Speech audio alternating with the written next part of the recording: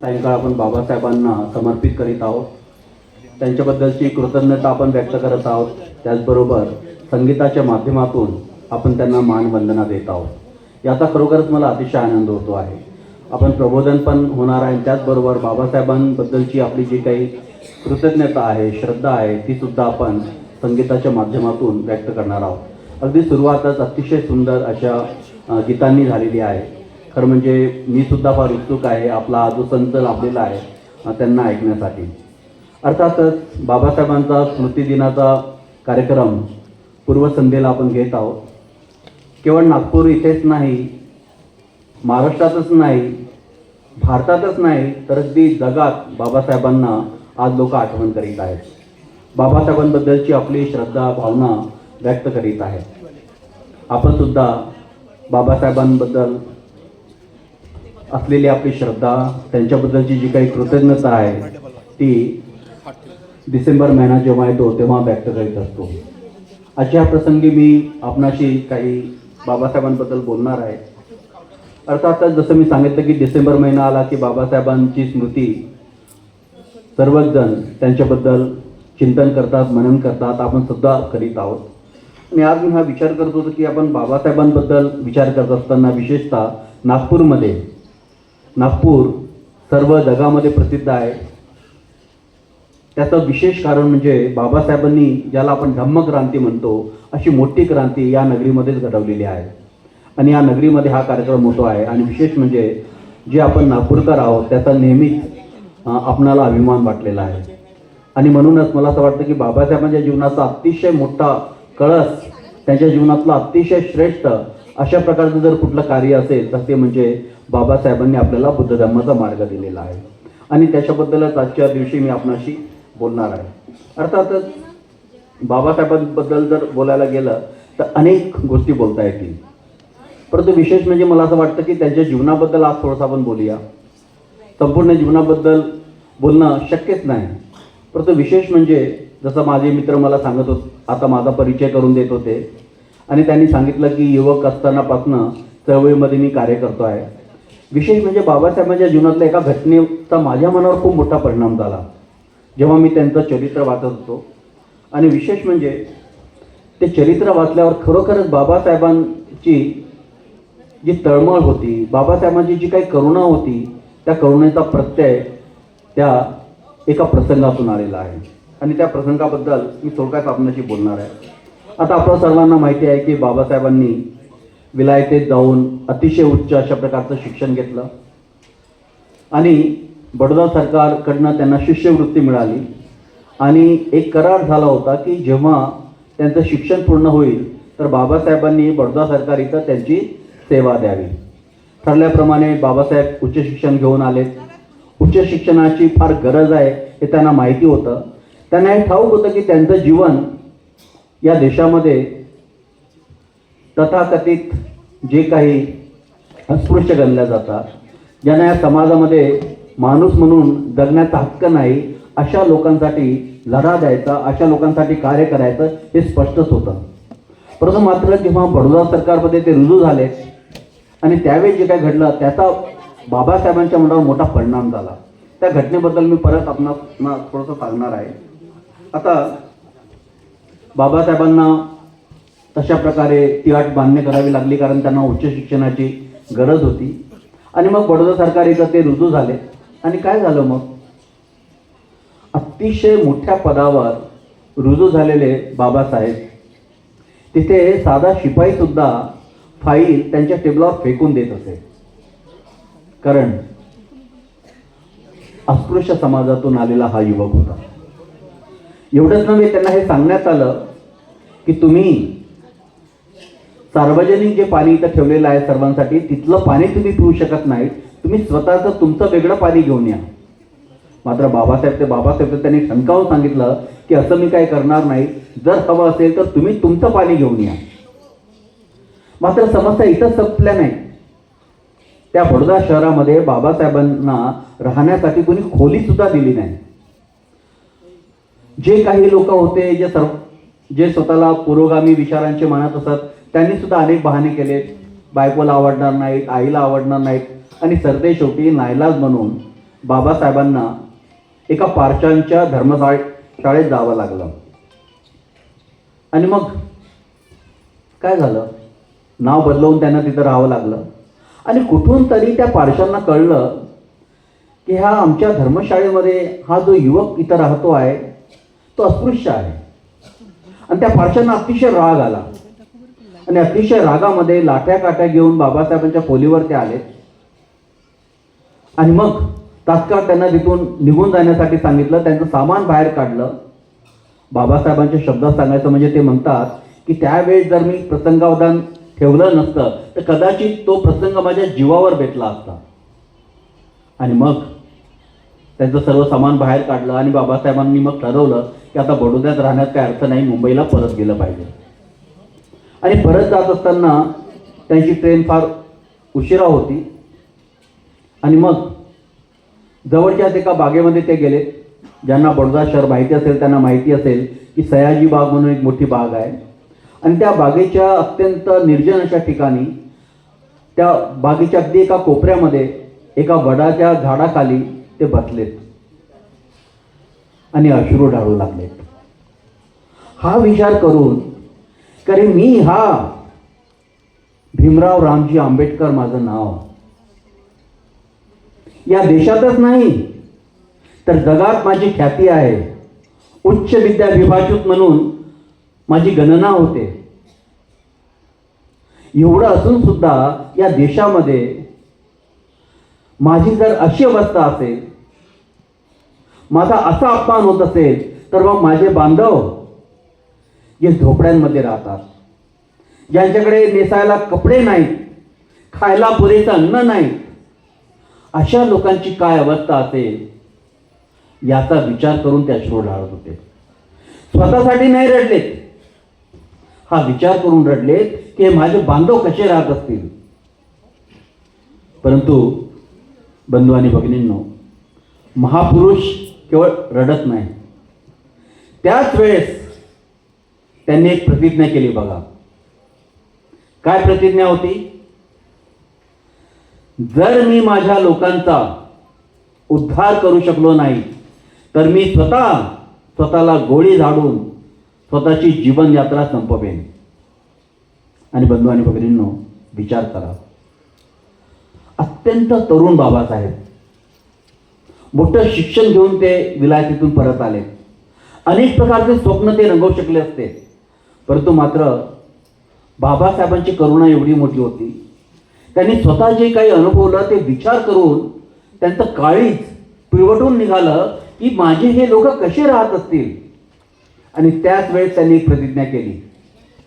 आणि बाबासाहेबांच्या जीवनाकडे जर आपण पाहिलं ना बंधू आणि भगिनींनो, तर आपल्याला असं दिसून येईल की अगदी शेवटच्या क्षणापर्यंत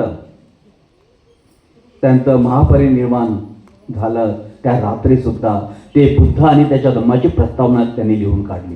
शेवटपर्यंत कार्यरत राहिले आणि एकच कार्य केलं, ते म्हणजे मानव कल्याणाचं. त्यांच्या जीवनाकडे पाहिल्यावर आश्चर्य होतं. एवढ्या कमी कालावधीमध्ये बाबासाहेबांनी जे काही केलं ते अत्यंत म्हणजे विलक्षण आहे, आश्चर्यकारक आहे. परंतु एकच भावना होती की मानवाचं कल्याण केलं पाहिजे. अर्थातच बाबासाहेबांनी सुरुवात केली. या समाज व्यवस्थेमध्ये ज्यांना अस्पृश्य म्हटलं गेलं त्यांची हाल पाहिली. परंतु नंतर आपल्याला असं दिसून येतं की बाबासाहेब एकंदरीतच मानव जातीचा विचार करू लागले. महापुरुष फार व्यापक विचार करतात. आणि मग त्यांनी पाहिलं भारतात जाती व्यवस्था आहे, जगात पण वेगवेगळ्या प्रकारचे भेद आहेत, वर्णभेद आहे, वंशभेद आहे, वर्गभेद आहे, राष्ट्रभेद आहेत, अनेक प्रकारचे भेद आहेत. आणि एकंदरीत मानवी जातीची जी काही अवस्था आहे, त्यांच्या ज्या काही समस्या आहेत त्याचा ते विचार करू लागले. आणि आपल्याला माहिती आहे या समाज व्यवस्थेमध्ये ज्यांना अस्पृश्य, दलित, मागासलेले गणल्या गेलं अशा लोकांच्या उत्थानासाठी त्यांनी मोठं कार्य केलं. परंतु एकंदरीतच मानव जातीचं कल्याण झालं पाहिजे, मानव जातीचा विकास झाला पाहिजे याचा मात्र सातत्याने ते विचार करीत होते. आणि मला असं वाटतं की खऱ्या अर्थाने महापुरुष जे असतात ना ते अखिल मानवजातीचा विचार करतात. मानवजातीच्या समस्या, त्यांच्या दुःखांचा विचार करतात. आणि म्हणूनच जसं मी सुरुवातीला सांगितलं की आज बाबासाहेबांना जगभर लोक मानतात. त्यांच्याबद्दल मनामध्ये प्रचंड अशी एक श्रद्धा निर्माण झालेली आहे, कारण बाबासाहेबांनी जगाला, विश्वाला एक मोठा संदेश दिलेला आहे. काय संदेश आहे तो? कारण जर जगाकडे आपण पाहिलं तर आपल्याला असं दिसेल अनेक समस्या आहेत, अनेक अडचणी आहेत, अनेक प्रकारचे दुःख आहेत. आणि बाबासाहेब हा विचार करत होते की खरोखरच याच्यातून बाहेर पडण्यासाठी मग आपल्याकडे काय उपाय आहे. आणि मग त्यांनी पाहिलं की खऱ्या अर्थाने जगाला बुद्धाची गरज आहे. बुद्ध खऱ्या अर्थाने आपल्याला मार्गदर्शन करू शकतात. बुद्धाच्या विचाराने जगात परिवर्तन येऊ शकतं. आणि मला असं वाटतं ही जी दृष्टी आहे ही अतिशय महत्त्वाची आहे. अर्थात जगाला बुद्ध परिचित नव्हते अशातला भाग नाही. बुद्ध केव्हाच भारताच्या सीमा ओलांडून अगदी युरोपपर्यंत, आशिया खंडामध्ये पोहोचलेला होता. परंतु बाबासाहेबांनी सर्वात महत्त्वाचं काम काय केलं? आमचे जे गुरु आहेत स्वतःचे उर्गेन संघर्षित, ते म्हणतात की अतिशय महत्त्वाचं बुद्ध धर्माबद्दलचं जी दृष्टी आहे ती बाबासाहेबांकडनं मला मिळाली. एखाद्या वेळेस मी एक चांगला आचरण करणारा बौद्ध नक्कीच झालो असतो, परंतु मात्र एक महत्त्वाची दृष्टी बाबासाहेबांमुळे समजली. बाबासाहेबांमुळे त्यांना कळलं की Buddhism has got social dimension. Buddha धर्मामध्ये समाज परिवर्तनाची एक शक्ती आहे, समाज परिवर्तन करण्याची क्षमता आहे. आणि मला असं वाटतं बाबासाहेबांनी जगाला दिलेली ही मोठी देण आहे.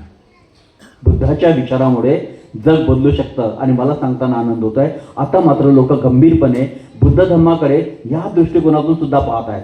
अर्थातच व्यक्तिविकास आपण करू शकतो, परंतु बुद्ध धर्मामुळे समाज परिवर्तन येऊ शकतं हे बाबासाहेबांनी ओळखलं होतं. आणि आज मला सांगताना आनंद होतो आहे, बाबासाहेबांच्या या धर्मांतरामुळे हे सिद्ध झालेलं आहे. आज मोठ्या प्रमाणात आपण जे काही परिवर्तन पाहतो, जे बुद्धाच्या मार्गाने आलेत, आपण पाहतो सर्व प्रकारची भरभराट त्यांची झालेली आहे. 1956 साली अतिशय मार्मिक त्यांनी भाषण दिलं धर्मांतरानंतर. मी कधी कधी कल्पना करतो ती किती साधी माणसं होती. माझे आजोबा, माझी आजी त्या कार्यक्रमाला गेले असेल,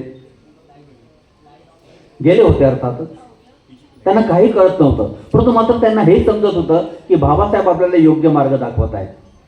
आणि बुद्धाचा मार्ग त्यांनी स्वीकारला. आणि मग माझ्या घरी बाबासाहेब आणि बुद्ध हे दोनच प्रतिमा होते. अतिशय मार्मिक भाषण दिलं. त्या संपूर्ण भाषणाचा काही मी उल्लेख करणार नाही, परंतु त्या भाषणातले काही शब्द मला फारच आवडले. बाबासाहेबांबद्दल विचार करताना एक गोष्ट मी शिकलो. फार पूर्वी गांधीले सरांकडे मी गेलो होतो. आज 40-45 वर्ष झाले त्या घटनेला. आणि सरांशी गप्पा मारत असताना त्यांनी सांगितलं की बाबासाहेब शब्द न शब्द अतिशय काळजीपूर्वक लिहित असत, बोलत असत. भाषण अत्यंत काळजीपूर्वक लिहून काढत असत. आणि म्हणूनच बाबासाहेबांच्या प्रत्येक शब्दांचा गंभीरपणे, सखोलपणे विचार करणं गरजेचं आहे. तर त्या भाषणामध्ये त्यांनी काही विधान केलेलं आहे. अर्थात हे सगळं मी वाचण्यासाठी घेऊन आलो, पण आता मी विचार बदललेला आहे, ते वाचून दाखवणार नाहीत. त्या भाषणामध्ये त्यांनी असं म्हटलेलं आहे, बुद्ध धम्मानेच जगाचा उद्धार होईल, जगात शांतता येईल.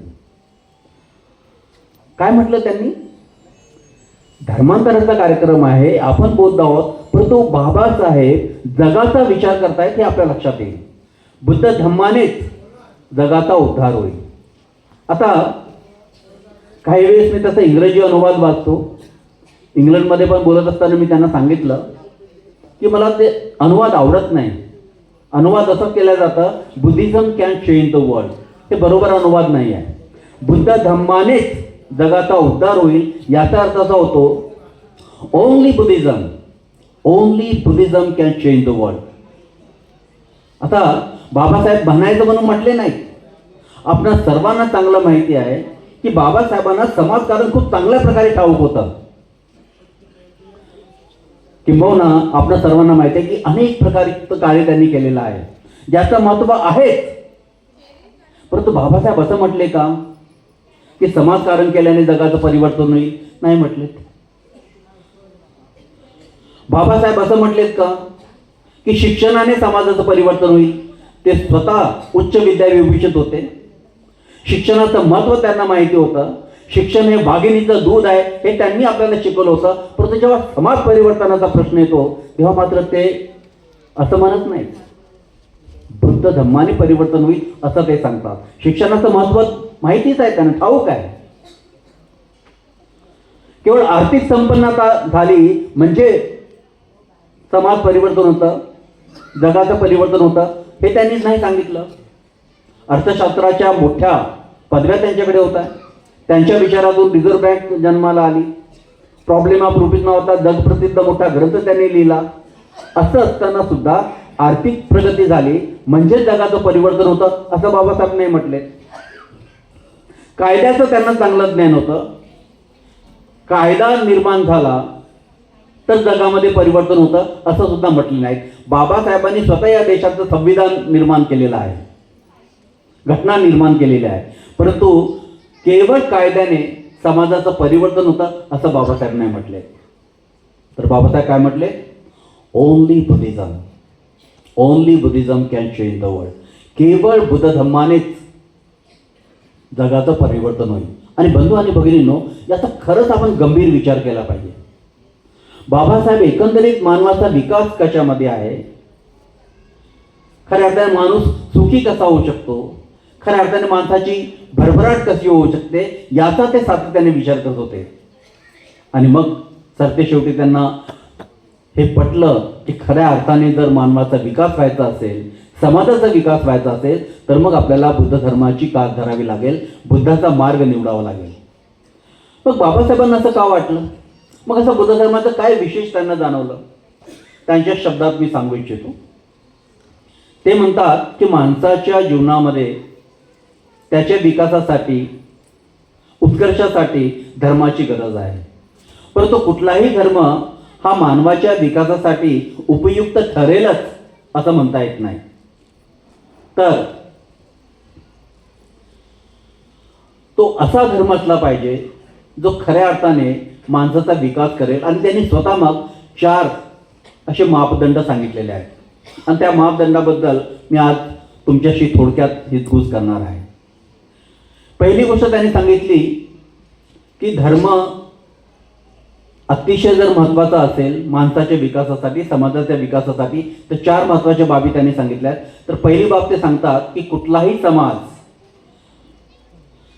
एक संध ठेवण्यासाठी, तो समाज विस्कळीत होऊ नये, सुस्थिर ठेवण्यासाठी एक कायद्याची गरज असते आणि दुसरी नीतिमत्तेची गरज असते असं बाबासाहेब सांगतात.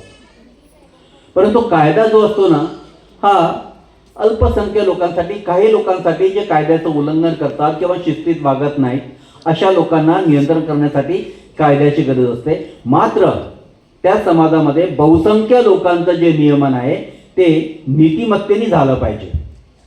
आणि म्हणूनच नीतिमत्ता अतिशय महत्त्वाची आहे. आणि बाबासाहेबांना असं वाटतं की खऱ्या अर्थाने नीतिमत्ता, नैतिक मूल्य रुजवण्याचं महत्त्वाचं कार्य धर्म करत असतो. मग त्यांनी सांगितलं की कुठल्या धर्मामध्ये नीतीला अशा प्रकारे महत्त्व आहे. बंधू आणि भगिनींनो, बुद्ध धर्माचा आता आपण सर्वच जण अभ्यास करतो. बाबासाहेबांनी अतिशय गहन अभ्यास केला आणि मग एक लक्षात त्यांच्या आलं की खऱ्या अर्थाने बुद्धाचा जो धम्म आहे ना, तो धम्म आपल्याला नीती शिकवतो. एक साधी व्याख्या त्यांनी केली, धम्म म्हणजे नीती, नीती म्हणजे धम्म. याच्यावर आपण अधिक सखोल चर्चा करू शकतो, परंतु तेवढी चर्चा करण्याची आज आपल्याला गरज नाही. बाबासाहेबांच्या जीवनातून एक गोष्ट मी शिकलो आणि प्रचंड माझ्या मनावर त्याचा परिणाम झाला. त्यांना जीवनामध्ये नैतिकता अतिशय महत्त्वाची वाटत होती. बाबासाहेब मोठ्या अभिमानाने सांगत असत की माझे शत्रू देखील माझ्याकडे बोट दाखवू शकत नाही. आणि बहुतेक हीच शक्ती बाबासाहेबांची होती. एकीकडे बाबासाहेब आणि सर्व राष्ट्रीय नेते दुसरीकडे होते, मात्र अतिशय निकषाने त्यांनी हा लढा दिला, आत्मविश्वासाने लढा दिला. कारण बाबासाहेबांवर कोणाचाही हिंमत नव्हती बोट दाखवण्याची. त्यांचं चारित्र्य एवढं शुद्ध होतं. आणि बाबासाहेबांनी नेहमी नैतिकतेला अतिशय महत्त्व दिलेलं आहे. आणि त्यांना हे समजलं की खरंच माणसाला सुख हवं असेल, माणसाचा विकास व्हायचा असेल, तर मग त्याच्या जीवनामध्ये नीतिमत्ता असली पाहिजे, नैतिक मूल्य असली पाहिजे. आणि बुद्धाच्या जीवनाकडे पाहिलं आपण, बुद्धांच्या विचारांकडे पाहिलं आपण, तर आपल्याला एक दिसेल की नैतिकतेला अतिशय महत्त्वाचं स्थान आहे. जसं बाबासाहेबांनी म्हटलं, धम्म म्हणजे नीती, नीती म्हणजे धम्म. त्याचबरोबर आपण जसं त्रिशरण घेतल्याबरोबर पंचशील घेतो, म्हणजे शील हा पाया आहे. बाबासाहेब स्वतः असं सांगतात. आता बहुतेक धर्म जर त्याचा आपण विचार केला ना, ते ईश्वर प्रधान आहे. त्याच्या केंद्र ठिकाणी ईश्वर आहे, देव आहे. आणि जर समजा तो देव आपण तिथून काढून टाकला तर मग मात्र तो धर्मच उरणार नाही, कारण त्याचा आधारच ईश्वर आहे. तसंच बाबासाहेब आपल्याला हे सांगतात की बुद्ध धम्माचं जर आपण विचार केला तर जे स्थान ईश्वराला इतर धर्मामध्ये आहे, ते स्थान बुद्ध धर्मामध्ये नीतिमत्तेला आहे. जर नीतिमत्ता जर काढून टाकली तर मग बुद्ध धर्मच उरत नाही. एवढं महत्त्व बुद्धाने नीतिमत्तेला दिलेलं आहे. त्याचं काय कारण आहे? अनेक गोष्टी असू शकतात, परंतु बाबासाहेबांच्या साध्या सोप्या शब्दात मला सांगायचं आहे. बाबासाहेबांनी गहन चिंतन केलं, फिलॉसॉफिकली खूप मोठं तत्वज्ञान म्हणून आपण मोठी चर्चा करू शकतो, परंतु त्यांनी साध्या शब्दामध्ये बुद्धाचं तत्वज्ञान आपल्यापर्यंत पोहोचवलेलं आहे. बघा, ते काय म्हणतात की दुःख का निर्माण होतात. बाबासाहेब सांगतात दुःख का निर्माण होतात. ते असं म्हणतात की एक मनुष्य दुसऱ्या मनुष्याशी जेव्हा अनुचित व्यवहार करतो तेव्हा दुःख निर्माण होतं. किती सुंदर सांगितलं. परत मी सांगेन, एक मनुष्य दुसऱ्या मनुष्याशी जेव्हा अनुचित व्यवहार करतो तेव्हा दुःख निर्माण होतं. आणि जर आपण आपल्या जीवनाकडे पाहिलं तर काय दिसेल आपल्याला. जर पती पत्नीशी अनुचित व्यवहार करत असेल तर दुःख निर्माण होईल. पत्नी पतीशी अनुचित व्यवहार करत असेल तर दुःख निर्माण होईल. पिता पुत्राशी किंवा पुत्र पित्याशी किंवा पिता पुत्राशी अनुचित व्यवहार करेल तर दुःख निर्माण होईल. भाऊ बहिणीशी अनुचित व्यवहार करेल तर निर्माण होईल. एक शेजारी दुसऱ्या शेजाऱ्याशी अनुचित व्यवहार करेल तर दुःख निर्माण होईल. एक समाज दुसऱ्या समाजाशी जर अनुचित व्यवहार करेल तर दुःख निर्माण होईल. एक राष्ट्र दुसऱ्या राष्ट्राशी जेव्हा अनुचित व्यवहार करेल तेव्हा दुःख निर्माण होईल. आणि म्हणूनच बुद्धाने हे पाहिलं की माणसाला हे शिकावं लागतं. माणूस म्हणून जरी आपण जन्माला आलो, म्हणूनच काय आपण माणूस घडत नाही, माणूस बनावं लागतं. बघा, आणि बुद्ध आपल्याला शिकवतात की माणूस कसं बनलं पाहिजे. जर आपण आपल्या सभोवताली पाहिलं, आपल्या घरी जर पाहिलं तर आपले अनेक दुःख, अनेक आपले प्रश्न हे मानव निर्मित आहेत. आणि म्हणून बुद्धाने अतिशय महत्त्वाचं सांगितलेलं आहे की एका माणसाने दुसऱ्या माणसाशी कसं वागलं पाहिजे, आणि हे शिकावं लागतं. आणि बुद्ध आपल्याला हे शिकवतात की एका माणसाने दुसऱ्या माणसाशी कसं वागलं पाहिजे. आणि जर हे आपल्याला समजलं तर आपण सुखी होऊ आणि इतर सुद्धा सुखी होतील. नैतिकतेला एवढं महत्त्व आहे. अनेक गोष्टी सांगता येतील की बुद्ध धर्मामध्ये नैतिकतेचं काय स्थान आहे. धम्मपद जर तुम्ही वाचलं असेल, बुद्ध धर्माबद्दल कधी कधी चिंतन करत असताना विचार केला, खरंच बुद्ध धर्म काय आहे. थोडक्यात जर आपण पाहिलं तर अनेक विद्वानांनी अनेक गोष्टी सांगितलेल्या आहेत, परंतु धम्मपदाची एक गाथा मला आठवते. खूप साधं सांगितलं बुद्धाने. जर आपण अकुशल कृती केली, म्हणजे कुठलाही जर तुम्ही शीलभंग करत असाल, लोभ द्वेष अज्ञानाने वागत असाल, त्याचा परिणाम हा दुःख आहे. आणि जर तुम्ही कुशल कृती करत असाल तर त्याचा परिणाम हा सुख आहे.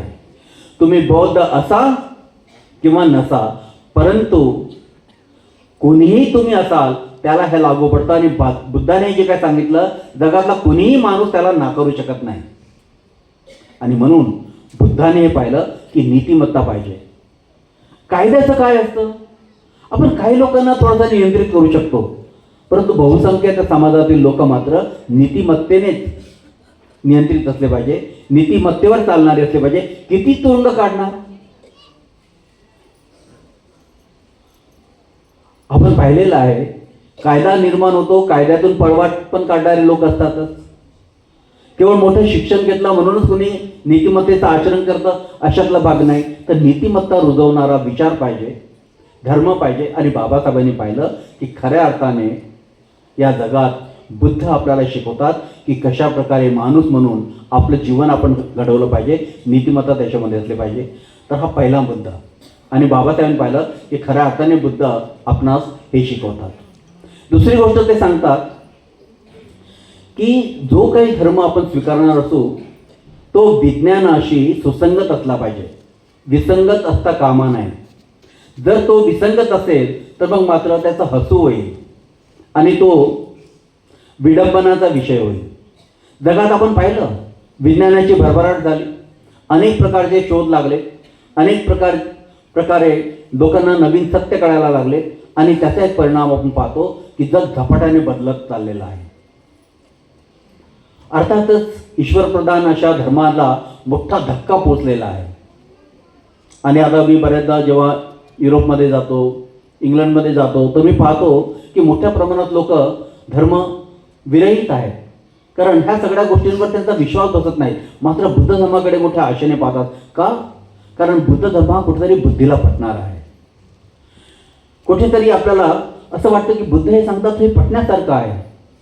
बाबासाहेबांच्या शब्दात सांगायचं म्हणजे बुद्धाचा जो धर्म आहे तो तर्क आणि अनुभव याच्यावर आधारित आहे. अर्थातच बुद्ध धर्माचा जेव्हा केव्हा विचार केला जातो तेव्हा सर्वात महत्त्वाची गोष्ट असते तर्क आणि अनुभव. बुद्धाने सुद्धा शिकवताना हे सांगितलं, कालामसुत्राचा विचार करा. अनेक जगातले मोठे विद्वान, मोठे विचारवंत बुद्ध धर्माकडे जर आले असतील ना, त्याचं कारण आहे कालामसुत्र. कारण बुद्धाने सांगितलं की मी सांगतो म्हणून त्याला सत्य मानायचं नाही. जगातला कुठला असा गुरु सापडेल की जो म्हणतो मी सांगतो म्हणून सुद्धा विश्वास ठेवायचा नाही, हे बुद्धाने त्यावेळेस सांगितलं बघा. आणि म्हणूनच बुद्धाचा जो धर्म आहे तो मात्र विज्ञानाशी आपल्याला विसंगत वाटत नाही. किंबहुना मी असं म्हणेल की विज्ञानाच्या तो विरुद्ध जात नाही. बुद्धाने बऱ्याचशा अशा गोष्टी सांगितलेल्या आहेत, आज मात्र विज्ञान सुद्धा त्याचा स्वीकार करत आहे. तेव्हा ही गोष्ट सुद्धा महत्त्वाची आहे. कारण बाबासाहेबांनी पाहिलं की खरंच माणसाच्या विकासासाठी जर एका धर्म जर हवा असेल तर तो धर्म मात्र विज्ञानाशी सुसंगत असला पाहिजे. आणि म्हणून मोठा विचार करून त्यांनी बुद्ध धर्म दिलेला आहे. अनेक प्रकारचे दुःख, अनेक प्रकारच्या अडचणी पाहतो. आम्ही तरुण असताना जेव्हा युवकांची ॲक्टिव्हिटी चालत होतो त्यावेळेस मोठ्या प्रमाणात आम्ही अंधश्रद्धा निर्मूलनाचं काम केलं. आणि आम्ही हे पाहिलं की मोठी अनेक दुःख आपण ओढवून घेतो केवळ या अंधश्रद्धेमुळे. आणि अनेक प्रकारचे पथनाट्य करून, गीतांद्वारे प्रदर्शनी लावून आम्ही ते कार्य करत होतो. आणि मला आठवतं 2 पुस्तकांनी मला फार प्रभावित केलं होतं त्यावेळेस. एक डॉक्टर एब्राहम कुवर नावाचे एक मोठे स्कॉलर होते आणि त्यांनी 2 पुस्तकं लिहिली होता, begone godmen and god demons and spirit. आणि तीच प्रेरणा घेऊन बरेच लोक जे अंधश्रद्धा निर्मूलनाचं काम करतात ते काम करतात. तर त्यांनी मात्र सांगितलं की खऱ्या अर्थाने आजच्या आधुनिक जगामध्ये जर कुठल्या धर्मावर विश्वास ठेवता येऊ शकेल, कुणाचे विचार पटण्यासारखे असतील तर ते केवळ बुद्ध होत. असे कितीतरी दाखले देऊ शकतो. अनेक वैज्ञानिक शास्त्रज्ञ मात्र बुद्धाला म्हणतात. आणि बाबासाहेबांनी तेच पाहिलं की हा एक असा धर्म आहे जो मात्र खऱ्या अर्थाने बुद्धी, तर्क याचा विचार करून तो पुढे जात असतो. आणि म्हणून ते बुद्ध धर्माकडे आले. तिसरी बाब मात्र बाबासाहेबांसाठी अतिशय महत्त्वाची होती. नैतिकता असलीच पाहिजे. नैतिक शिकवण फार महत्त्वाची आहे. विज्ञानावर तो आधारित असलाच पाहिजे, सुसंगत असला पाहिजे, नाही तर तो हास्याचा विषय होईल. परंतु बाबासाहेब म्हणतात एवढं पुरेसं नाही. त्या धर्माने स्वातंत्र्य, समता, बंधुता ही जी काही वैश्विक मूल्ये आहेत त्याचा स्वीकार केला पाहिजे. आता ही बाब अतिशय महत्त्वाची आहे. आता बाबासाहेबांनी स्वातंत्र्य, समता, बंधुता याचा उल्लेख केला, पण स्वतः त्यांनी मात्र एक स्पष्ट केलेलं आहे. काय स्पष्ट केलं? की ही मूल्ये काही बी फ्रेंच राज्यक्रांतीपासून घेतलेली नाही. ही केवळ राजकीय मूल्य नाही. बाबासाहेब असं सांगतात की माझे गुरु भगवान बुद्ध यांच्याकडून ही मूल्ये मी स्वीकारलेली आहेत. आणि म्हणूनच बंधू आणि भगिनींनो, हे केवळ राजकीय सामाजिक मूल्य नाही तर माणसाच्या जीवनाशी याचा संबंध आहे. आपण त्याचा गंभीरपणे तसा विचार केला पाहिजे.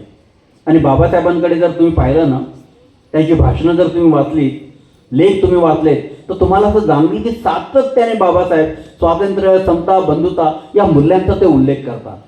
पण अर्थात बाबासाहेबांनी हे पण स्पष्ट केलं की माझे गुरु बुद्धांकडनं मी घेतलेला आहे. आता एक एक मूल्यांकडे आपण थोडक्यात बघूया. स्वातंत्र्य, खरं म्हणजे मी बरेच कोटेशन लिहून आणले होते, परंतु मी ते वाचण्यात वेळ दवडणार नाही आज, कारण आपल्याला संगीताचा कार्यक्रम ऐकायचा आहे, त्याच्यासाठी मी पण फार उत्सुक आहे. आता स्वातंत्र्य, आता मान्यच आहे, राजकीय स्वातंत्र्य पाहिजे, सामाजिक स्वातंत्र्य पाहिजे, सांस्कृतिक स्वातंत्र्य पाहिजे, शैक्षणिक स्वातंत्र्य पाहिजे. परंतु इथे मात्र जेव्हा बाबासाहेब असं म्हणतात की माझे गुरु बुद्धांकडून घेतलेला आहे, तर मग त्याचा गंभीर अर्थ होतो. इथे मात्र हे कोटेशन मला थोडंसं वाचायलाच आवडेल.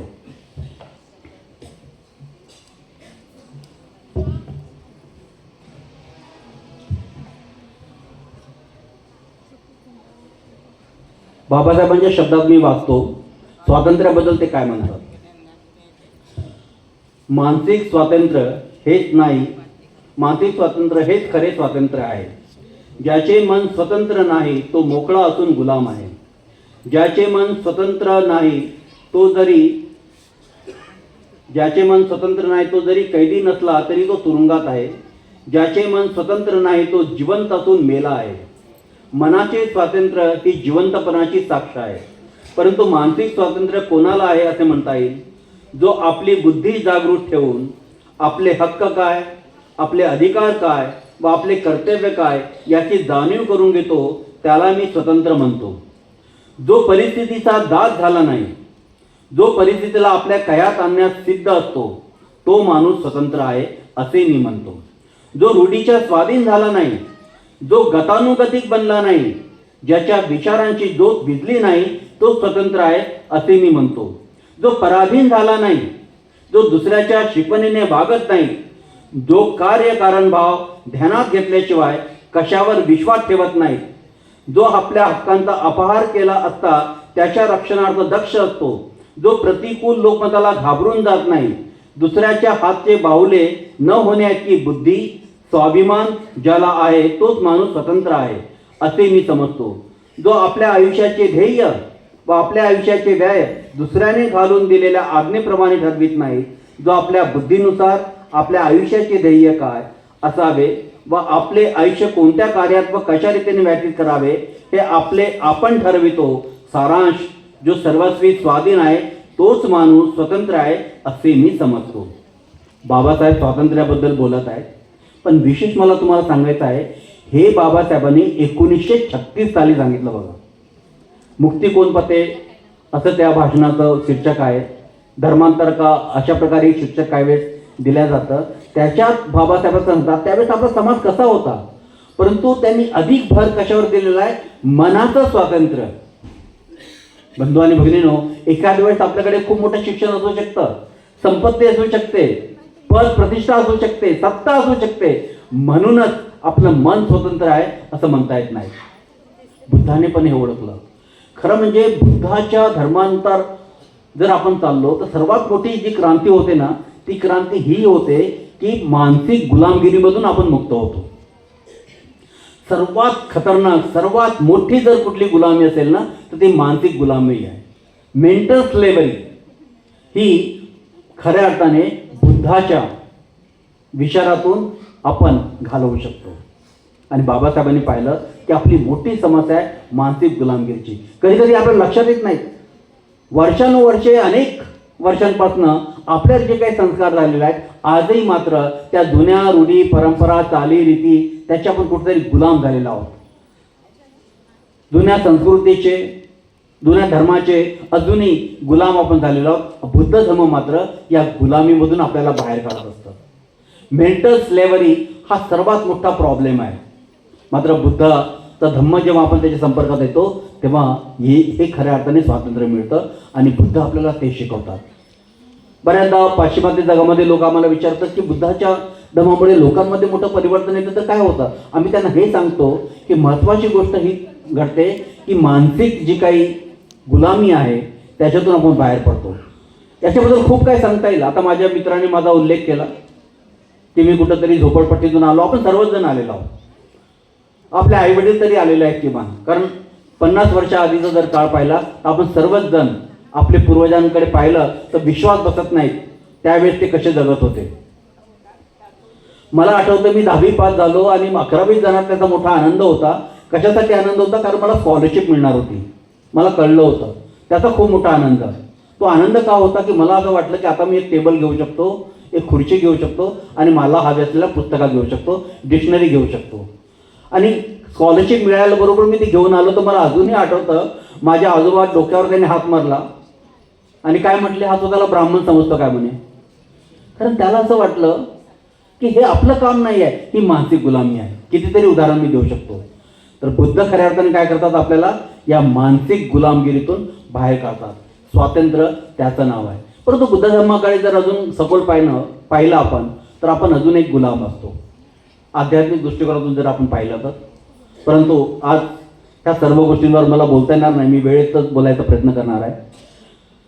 बुद्धाच्या म्हणण्यानुसार ज्या काही नकारात्मक आपले भाव आहे, लोभ, द्वेष आणि अज्ञान, त्याचे पण आपण गुलाम असतो. आणि बऱ्याचशा अडचणी, बरेचसे प्रॉब्लेम, बऱ्याचशा समस्या आपण ह्या मनाचे गुलाम असल्यामुळे आहे.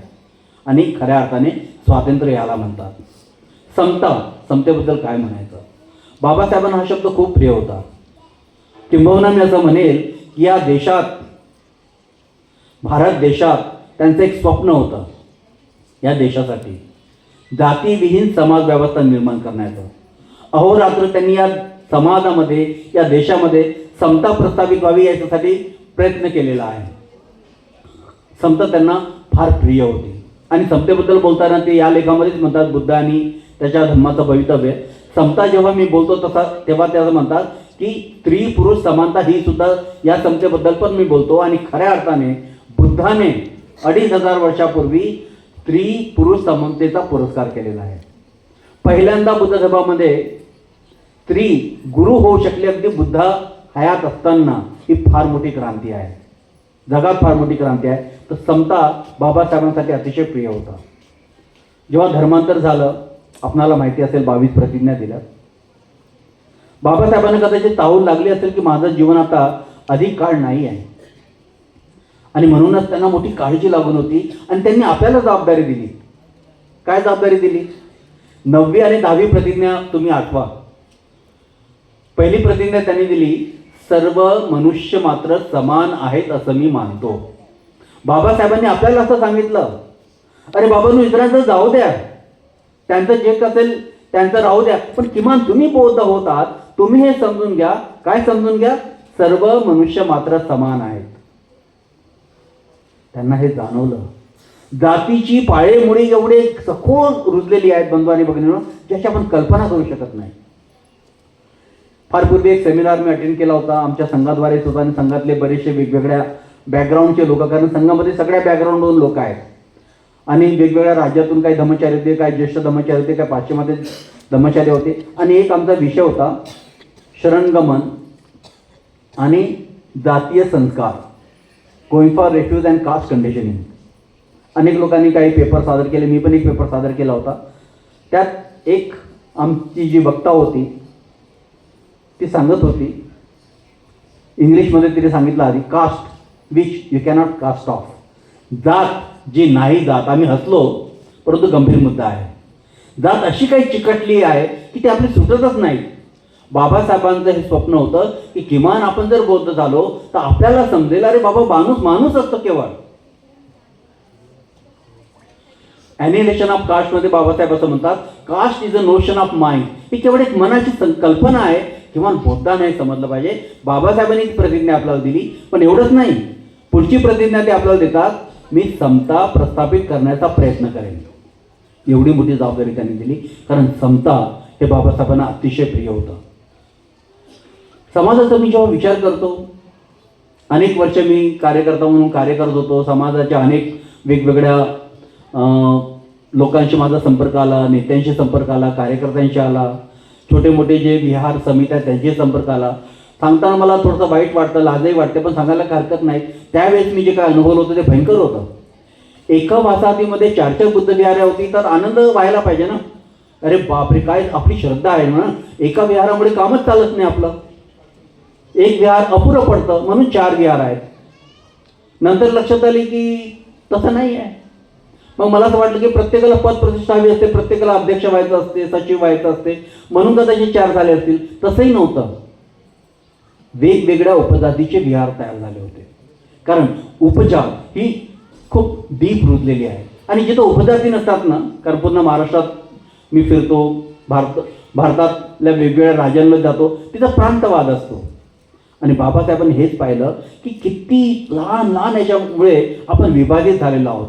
आणि माणूस हा मात्र माणूसच असतो. सर्व प्रकारचा भेद खऱ्या अर्थाने जर नष्ट करायचं असेल तर मग बुद्ध धर्माचीच कास धरावी लागेल. आणि तेव्हाच खऱ्या अर्थाने समता ही रुजते.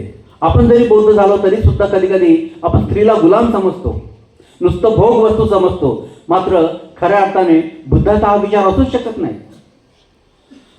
यूपीमध्ये माझ्या एका बांधवाशी बोलत होतो मी, आणि मी विचारलं की बाबा आता तुम्ही धर्मचारी होऊ इच्छिता, तुम्ही घरी कसे वागता, कुटुंबामध्ये कसे राहता, पत्नीशी कसे वागता वगैरे वगैरे. तर तो मला हसून सांगत होता की मी तर खूप चांगला होतो, पण माझा मोठा प्रॉब्लेम होतो म्हणे. माझी आई मला सांगते म्हणे की बायकोला मारत जा अधूनमधून. अरे बापरे, म्हटलं खरंच, म्हणजे मला विश्वास बसे ना. अरे कैसा मरते तू, तो बीवी को मारता ही नाही. आपणही कधी कधी म्हणतो पायातली चप्पल पायातच असली पाहिजे. हे विचार बुद्धाचे असू शकत नाहीत. अजूनही मात्र जुने संस्कार, जुने विचार आपल्या मनावर तसेच आहेत. तेव्हा खऱ्या अर्थाने समता जर रुजायची असेल तर मग मात्र बुद्धाला आपल्याला समजून घ्यावं लागेल. तिसरा आहे बंधुता. बंधुतेबद्दल काय बोलायचं. खरं म्हणजे जेव्हा आपण बंधू म्हणतो, जे आपले भाऊ असतात, आपली बहीण असते, आपण कधी त्यांचं नुकसान झालं पाहिजे, त्यांना त्रास झाला पाहिजे, त्यांना दुःख मिळालं पाहिजे असा विचार करत नाही. किंबहुना आपण हा विचार करतो की ते आनंदी राहिले पाहिजे, सुरक्षित राहिले पाहिजे, त्यांचं संगोपन करायचा आपण प्रयत्न करतो. अशाच प्रकारचा भाव अखिल मानव जातीबद्दल असला पाहिजे. अशा प्रकारे बंधुता हा शब्द आलेला आहे. बुद्ध धर्मामध्ये त्याला मैत्री म्हटलेला आहे. आणि मैत्रीची काय सुंदर परिभाषा आहे. करणी मित्र सुद्धामध्ये किती सुंदर बुद्धाने सांगितलेलं आहे. म्हणजे बंधुता आपण म्हणतो त्याच्यापेक्षा ही परिभाषा फार मोठी आहे. बुद्ध काय म्हणतात की एखादी आई आपल्या एकुलत्या एक औरस पुत्राचं ज्या पद्धतीने रक्षण करते, संगोपन करते, काळजी घेते, अशाच प्रकारे अखिल मानव जातीबद्दल नव्हे तर प्राणी मात्रांबद्दल असा भाव असणं म्हणजे मैत्री होय. जर आपण कधी नागलोकमध्ये गेला असाल, आमचं एक मोठं ट्रेनिंग सेंटर आहे, भारतातलं, जगात प्रसिद्ध आहे. तिथे एक फलक लावलेला आहे. अनेक विचार आहेत बाबासाहेबांचे, बुद्धांचे. त्यातला एक विचार मी तुम्हाला सांगतो. त्यात असं लिहिलेलं आहे की बुद्ध धर्माचा सार हा मैत्री आणि करुणा आहे. बुद्ध धर्माचा जर विचार केला ना, त्याचा सार म्हणजे मैत्री आणि करुणा आहे. बुद्ध धर्म आपल्याला हे शिकवतं. आणि खरं म्हणजे मैत्री जर असेल ना तर मग मात्र आपण इतरांची समानतेने वागू. मैत्री असेल ना तर आपण कोणाला गुलाब करू शकणार नाही. पंचशिलेची आपण सुरुवातच करतो मैत्रीपासून. त्याचं विधायक अंग मैत्री आहे. आणि मैत्री असेल तर खरंच आपण चोरी करणार नाही. मैत्री असेल ना आपण खोटं बोलणार नाही, व्यभिचार करणार नाही, आपण कुठल्याही प्रकारे आपली स्मृती भंग करणारे जे पदार्थ आहेत त्याचं सेवन करणार नाहीत. कारण त्याच्यामुळे स्वतःसाठी, इतरांसाठी आपण दुःख निर्माण करतो. मैत्री हा अतिशय महत्त्वाचा भाग, शिकवण बुद्ध आपल्याला देत असतात. आणि जर आपण खरंच बुद्ध धर्माचा स्वीकार केला तेव्हा मात्र खऱ्या अर्थाने स्वातंत्र्य, समता आणि बंधुता आपल्यामध्ये रुजू शकतो. आणि शेवटचा मुद्दा बाबासाहेबांचं सांगतात की धर्माने दारिद्र्याचं समर्थन करू नये. कधी कधी धर्माच्या नावावर असं शिकवलं जातं की तुम्ही गरीब आहात तर काय हरकत नाही, काय अडचण नाही. असं म्हणतात की देव गरिबांवर जास्त प्रेम करतो म्हणे. स्वर्गामध्ये त्याची सीट आरक्षित होऊन जाते. म्हणजे गरीब असेल तर त्या देव जास्त हे करतो. किंवा तुम्ही जशा तसेच राहा, देव तुमच्याकडे लक्ष देतो. आणि बऱ्याचदा देवाच्या नावावर, धर्माच्या नावावर आपल्याला दारिद्र्यात राहणं शिकवलं. परंतु बाबासाहेबांना मात्र असा धर्म नको होता.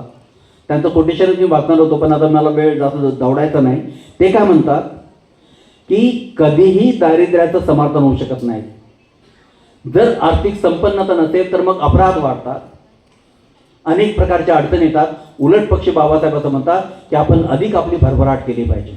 आणि आज मला आनंद होतो, अभिमान वाटतो की आपल्या समाजामध्ये अनेक चांगले व्यावसायिक झालेले आहेत, अनेक चांगल्या प्रकारे उच्च पदस्थ लोक झालेले आहेत आणि मोठ्या प्रमाणात भरभराट होत आहे. आपल्याला असा धर्म नको आहे. कदाचित एखादा खूप श्रीमंत असेल तर तो जर त्याग करत असेल तर ठीक आहे. परंतु मात्र पिढ्यानपिढ्या ज्या लोकांना गरिबीत ठेवण्यात आलं, त्याचं शोषण करण्यात आलं, तिथे मात्र गरिबीचं उदात्तीकरण करणारा धर्म आपल्याला नको होता.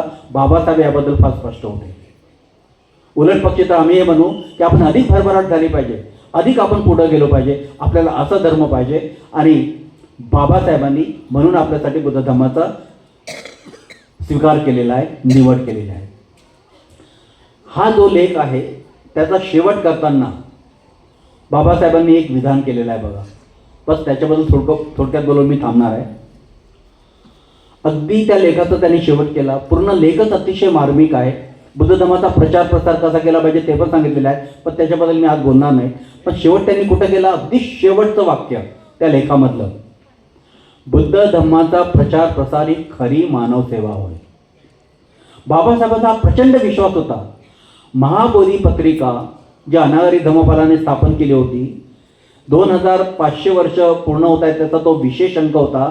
त्याच्यामध्ये बाबासाहेबांना त्यांनी निमंत्रित केलं होतं लेख तुमचा द्या म्हणून. आणि ही महाबोधी पत्रिका जगभरात जे मोठे विद्वान आहेत, स्कॉलर्स आहेत, ते त्यांच्यापर्यंतही जात असेल. आणि पूर्ण जगासाठी बाबासाहेब सांगतायत की बुद्ध धर्माचा प्रचार प्रसार ही खरी मानव सेवा होय. खरं म्हणजे आज जेव्हा मी विचार करतो 50 वर्षापूर्वी खरंच आपण काय होतो. आपल्या देशात जर आपण पाहिलं तर अनेक समाज आपले बंधू आहेत जे वेगवेगळ्या जातीमध्ये विभाजित झालेले आहेत. आजही त्यांची काय अवस्था आहे. आपण खूप भाग्यशाली आहोत की बाबासाहेबांचा आपण स्वीकार केला. बाबासाहेबांनी दाखवलेल्या मार्गावर आपण गेलो तर आपण अनेक प्रकारच्या अंधश्रद्धा, अनेक प्रकारच्या रूढी परंपरा, चालीरीती त्याच्यातून बाहेर पडलो आणि खऱ्या अर्थाने शिक्षणाचा मार्ग आपण निवडला. आता माझ्या मित्रांनी उल्लेख केला खलाचलेन माझी वस्ती. गरीबातला गरीब जरी असेल ना, मात्र तो हा विचार करायचा की आपली मुलं योग्य शाळेत गेली पाहिजे, पोटाला चिमटा देऊन त्याचं शिक्षण पूर्ण केलं पाहिजे. ही प्रेरणा बाबासाहेबांमुळे मिळाली, बुद्धामुळे मिळाली. ज्यांच्या घरच्या देवी देवता त्यांनी काढून टाकल्यात मात्र त्यांच्या घरामध्ये पुस्तकं आली, हे बुद्ध धर्मामुळे घडलं. आता माझे बरेचसे मित्र आहेत, वेगवेगळ्या चळवळीमध्ये काम करणारे आहेत. सांस्कृतिक असेल, सामाजिक असेल, व्यसनमुक्ती असेल, अंधश्रद्धा निर्मूलन असेल. मी कधी कधी त्यांना सांगतो की आम्ही जेव्हा एखादं शिबिर घेतो ना, तर त्या शिबिरात एखादा माणूस जेव्हा येतो ना, तर तो व्यासनी असेल ना, मी अतिशयोक्ती करत नाही, व्यासनी असेल ना, शिबिराच्या शेवटी मात्र तो व्यसनमुक्त होऊन जातो. कधी कधी तर वर्षभर त्याचं काउन्सिलिंग सुरूच असतं दारू सुटण्यासाठी, सिगारेट सुटण्यासाठी. अंधश्रद्धा जर असेल ना, शिबिराच्या शेवटी तो सोडून देतो. बायकोला मारत असेल किंवा कौटुंबिक हिंसा करत असेल, तो शिबिराच्या शेवटी सोडून देतो. ही बुद्ध धर्माची ताकद आहे.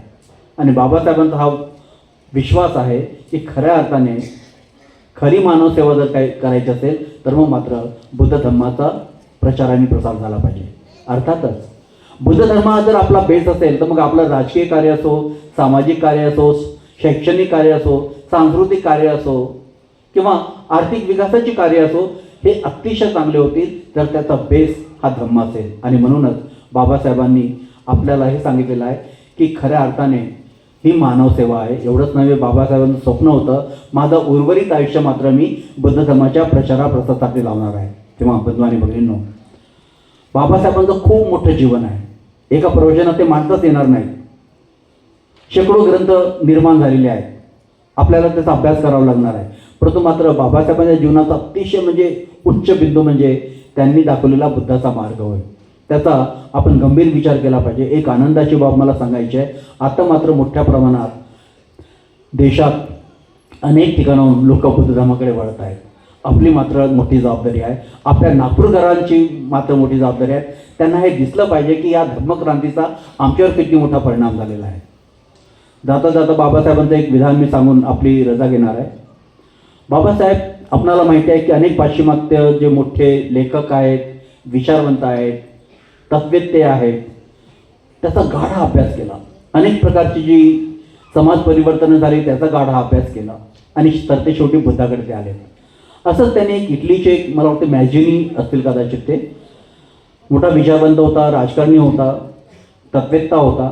त्याचं एक विधान आहे की इतिहास काय असतो, शेवटी महापुरुषांचं जीवन म्हणजे इतिहास असतं. आणि परत ते असं म्हणतात की महापुरुष अमर असतात. बाबासाहेब प्रत्येक गोष्टीचा कसून अभ्यास करायचे, चिंतन करायचे. बाबासाहेब त्याच्यावर काय म्हणतात की हे पूर्ण सत्य नाही आहे. महापुरुष अमर असतात हे पूर्ण सत्य नाही आहे. महापुरुष दुसऱ्यांदा मरतो केव्हा, जेव्हा त्या महापुरुषाचे अनुयायी त्यांच्या शिकवणीचं पालन करीत नाहीत, त्यांच्या शिकवणीचा प्रचार प्रसार करीत नाहीत, तेव्हा मात्र महापुरुषाचं परत मरण येतं. आपण या देशात पाहिलं, जवळजवळ बुद्ध नष्ट झाला होता. जर बाबासाहेबांनी धम्मक्रांती केली नसती, बुद्धाशी आपला परिचय करून दिला नसता, तर बुद्ध जवळजवळ आपण विसरलोच होतो. आणि नाहीतर जी काही थोडी खोडसाळ जी काही माहिती होती, विष्णूचा अवतार वगैरे तेवढंच आपल्याला माहिती असतं किंवा काहीतरी काल्पनिक वाटलं असतं. परंतु बाबासाहेबांमुळे मात्र बुद्ध त्यांचं पुनर्जीवन झालेलं आहे. बुद्धाला सुद्धा हा देश विसरून गेला होता. बाबासाहेबांबद्दलही असं करू शकतो.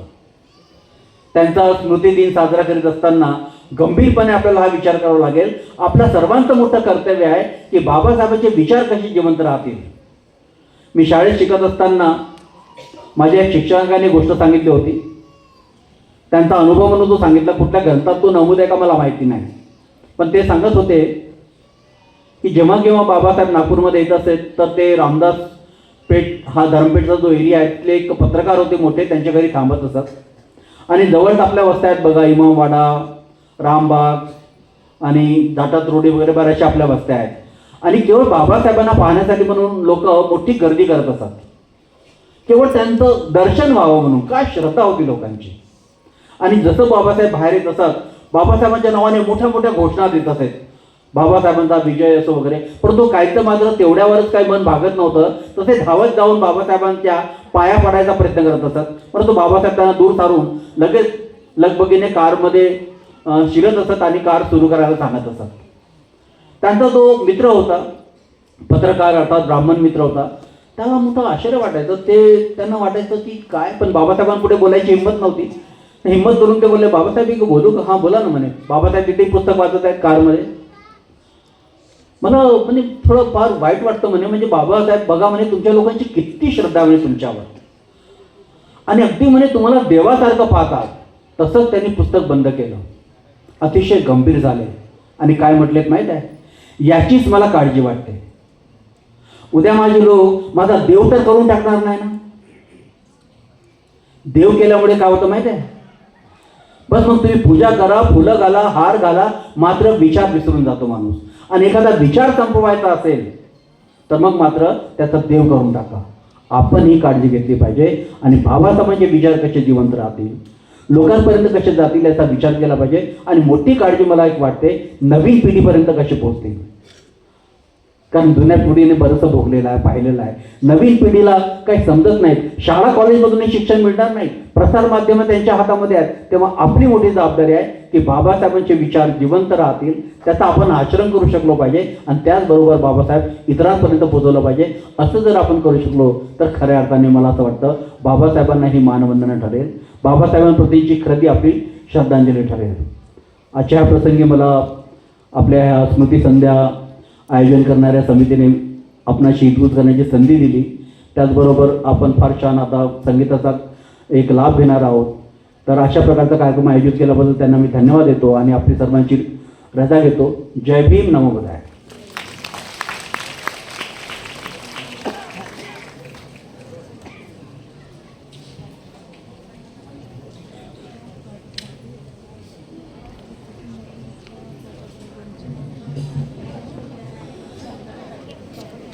धन्यवाद अमुक्ती दीदी.